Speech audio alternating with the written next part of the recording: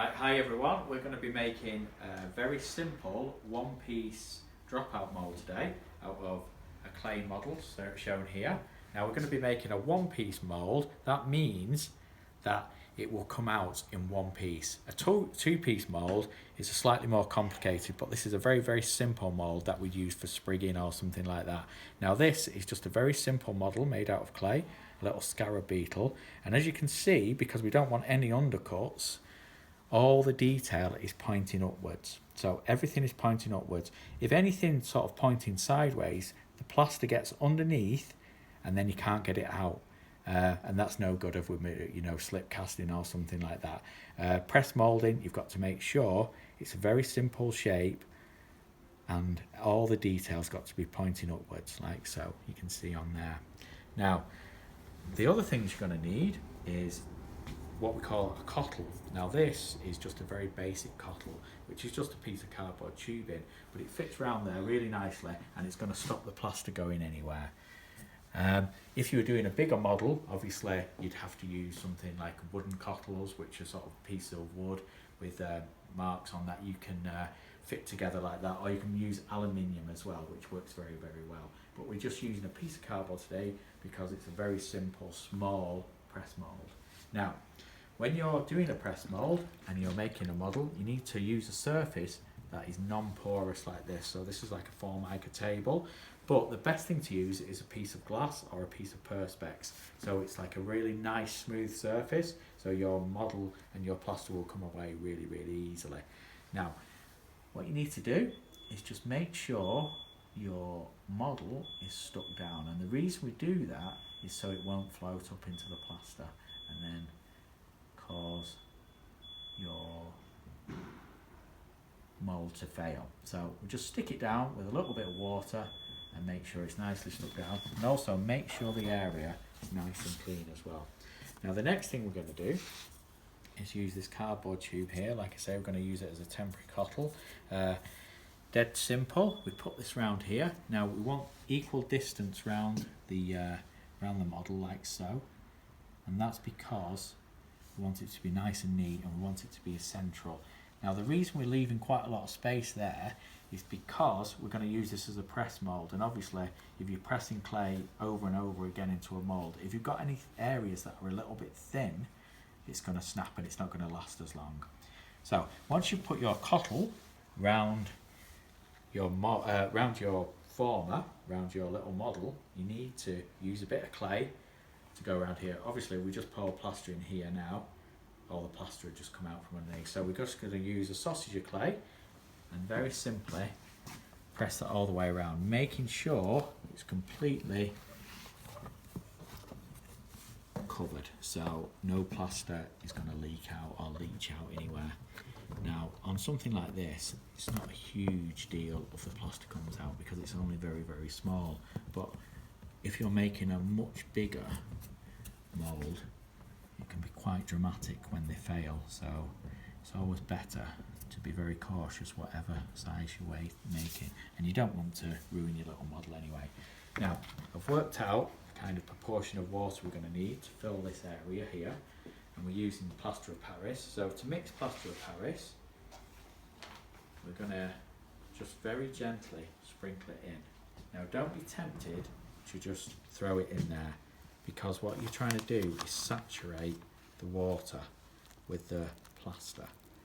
Now at this stage we don't want to be stirring it, we just want to very gently keep putting the plaster into the water and letting it dissolve. And it's quite a time consuming thing this, but if you put it all in at once you'll get very lumpy plaster and it won't set properly. So we want it set properly so your mould is nice and strong.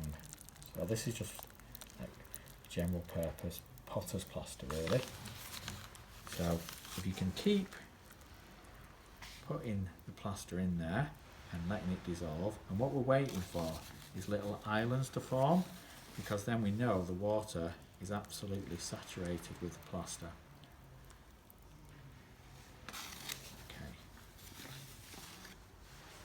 Just going to put it down there so I've got a nice even surface. Now you can see those islands are starting to fall, but we're going to keep going until the water stops absorbing it. So you can see now it's really slowing down. Don't be tempted to stir it at any point. You've got to wait for that water to seep into the plaster. We're just going to go a little bit more, let that dissolve, and again, don't be tempted to move it or stir it.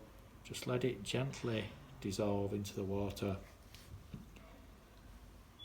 like so. And you can see it goes quite quickly, really, but it's about patience. You want it, you want it to be completely absorbed into the water before you start mixing. Now we can see there, that's absorbed into the water now. So very gently start mixing. Now you don't want to watch me mix for 6 or 7 minutes, which that's the time it takes. But what I will say is, when you are mixing, make sure you mix consistently and don't be too vigorous with your mixing, because you don't want to introduce air bubbles. And every now and again, just give the plaster a little bit of a tap, and you can see these little air bubbles coming to the top. Now, if you get air bubbles in your plaster mould, it can ruin the actual the model that you press mould in, because you'll get these little areas where there's an air bubble, and it won't be nice and clean like you want it. So just give the plaster a little bit of a tap, and those air bubbles will come to the surface, and just pop them basically. So I'm going to mix this for a few minutes, and we want it to be like the consistency of a thick milkshake is the best sort of description I can give you. So a thick McDonald's milkshake. Now, when you come back, that should be ready to pour.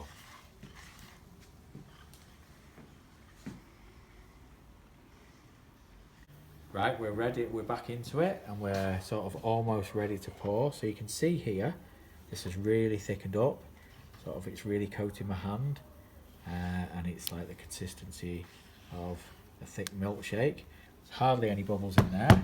When I tap that, you can see some bubbles coming to the surface. Now we don't want those, because obviously if they get into our mould, they can actually ruin the detail, so we don't want that. Now we're ready to pour, so very gently just pour this over the model like so, right to the top. We want it quite thick, obviously we're going to be using this as a press mould. Now just tap that and move your fingers over the top, and that gets any air bubbles out, but also make sure the surface is nice and smooth. Okay, now with if you've got any spare plaster, you can use it for other things, but I'm just going to put it down here. What I will say, for health and safety reasons, is please do not let your hand set in it, because it gets very, very hot, and every year you read of somebody who's let their hand set in plaster and unfortunately loses some fingers, so don't do that. Now, because this takes a few minutes to set, we've already made one over here, and we're just going to take away the clay surround here, nice and simple, all the way around. Make sure that comes off, and again, any plaster that's got into the clay, we don't want that, because obviously once clay has got contaminated with plaster, it's no good for the kiln. So wrap it up and use it for mould making. Now this has gone nice and hard, so that's ready to you can see the model in the bottom there.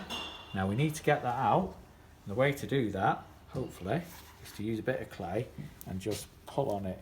Now if that doesn't work, we can get a clay tool and just pull it out, but sometimes they fall out, sometimes they don't. This one's not coming, but we'll get a clay tool from over here, and we're just going to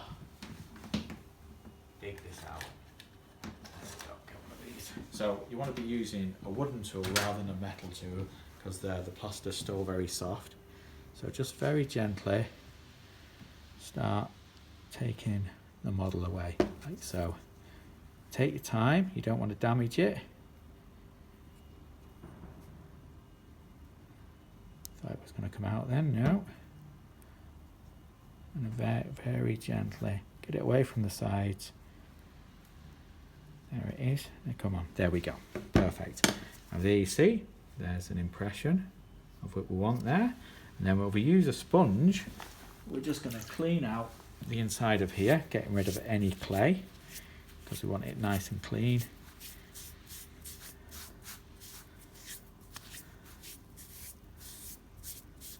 And there you go. There is a very simple dropout press mould. Now, once this is dried completely, you can just peel away this paper. I won't do it now because this isn't dry, but that just comes away and you're left with press mould that you can use again and again and again,